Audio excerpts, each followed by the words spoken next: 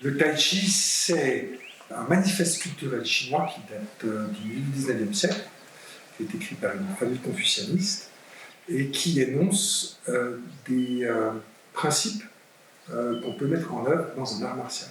C'est un texte qui s'appelle le traité de Zhang Feng, et tout ce qu'on peut développer à partir de ça, c'est un tai chi chuan. Donc c'est une notion cosmogonique chinoise, c'est un principe essentiel qui articule le yin et le yang. Donc si yin et yang, c'est deux choses, avec le tai chi chuan, ça fait trois. Et donc on a un axe autour duquel le yin et le yang peuvent enfin se mettre en mouvement et donc permettre la manifestation d'apparaître. Et donc cet axe fondamental, c'est le tai chi. Donc le tai chi chuan, c'est l'art martial du fait suprême, un fêtage qui tient l'adresse et du bac dans le toit. C'est aussi le centre du corps autour duquel on va tourner, et autour duquel toutes les techniques vont pouvoir se mettre en place. 99% des gens ne pratiquent pas le tai chi chuan comme un art martial. Mais le simple fait de se détendre et de détendre toutes les structures du corps, ça apporte tellement de bienfaits. Les études scientifiques, il y en a beaucoup en Chine.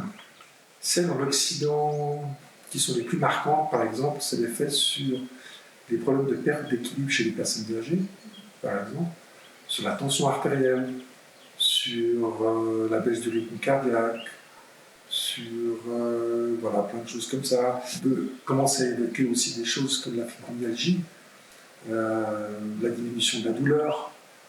Voilà. Enfin, dans mon cas, ça a été très efficace par rapport à une maladie auto-immune, avec un facteur douloureux très très important. Pour moi, les arts martiaux, et pas seulement pour moi, mais pour les Chinois aussi, ils sont plutôt profilés pour développer un bon système immunitaire. Comment est-ce qu'on réagit par rapport à une agression? Et tout ça, c'est ritualisé. Et donc, c'est particulièrement vrai pour le tai chi chuan.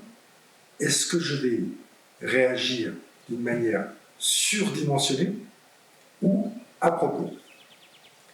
C'est toute l'histoire du système immunitaire. Ça développe profondément l'interoception, c'est-à-dire la capacité de sentir ce qui se passe dans son corps, mais en relation avec l'extérieur.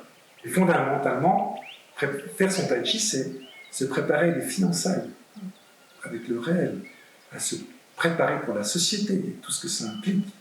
Et ça, c'est la pratique martiale qui l'apporte.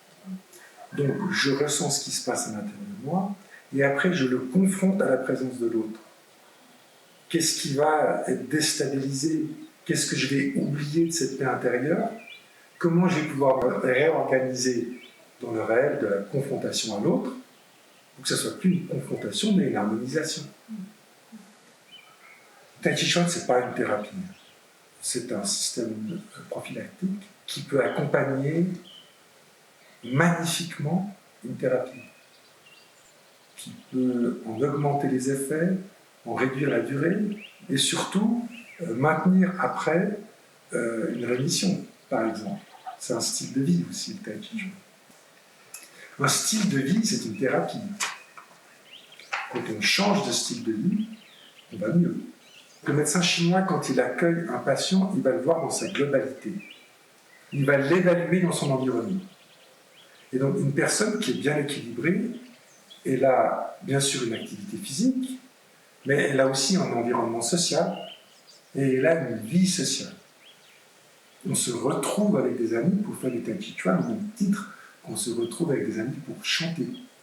Donc cet aspect qui permet à une personne de s'en socialiser à travers le tai chi chuan est très important.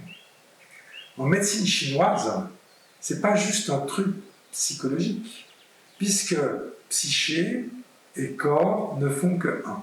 Donc, en travaillant sur sa socialisation, on peut améliorer certains aspects de sa santé physique. On peut voir toute cette jeunesse qui se développe, ça va venir des médecins, c'est-à-dire ils ont une vocation qui est profondément altruiste. Et de les entendre parler, d'essayer de répondre à leurs questions. En fait, voilà, j'essaie d'être juste là, et ça m'apporte passablement aussi à moi. Je suis quelqu'un qui progresse beaucoup par le doute, Donc j'attends aussi de leur part, puisqu'ils ont un fonctionnement, j'ai envie de dire 100% scientifique, de venir aussi douter, poser des questions, etc., remettre en question des choses qui sont acquises pour moi. Donc ce que j'espère, c'est justement qu'ils réalisent qu'il y a tout un monde intérieur qu'ils peuvent explorer chez eux en faisant voyager la conscience à l'intérieur du corps. Et de cette manière-là, ils peuvent optimiser certains fonctionnements. C'est ce que j'espère. On vit dans une société quand même où on a besoin d'identifier une mécanique de cause à effet et du coup de nous donner les moyens d'instrumentaliser quelque chose. Moi, j'ai pas envie d'utiliser le tai chi comme ça. Donc moi, le tai chi, c'est comme ça que j'ai commencé, mais je pense que c'était une grande erreur. Il ne faut pas le faire pour la santé. Il faut le faire parce qu'on est passionné. Et la passion, ça sauve. Donc je pense que redonner aux gens le goût de la passion, quelle qu'elle soit, ça peut être le chant choral, ça peut être plein de choses. Je pense que ça, c'est un geste thérapeutique qui est vraiment important.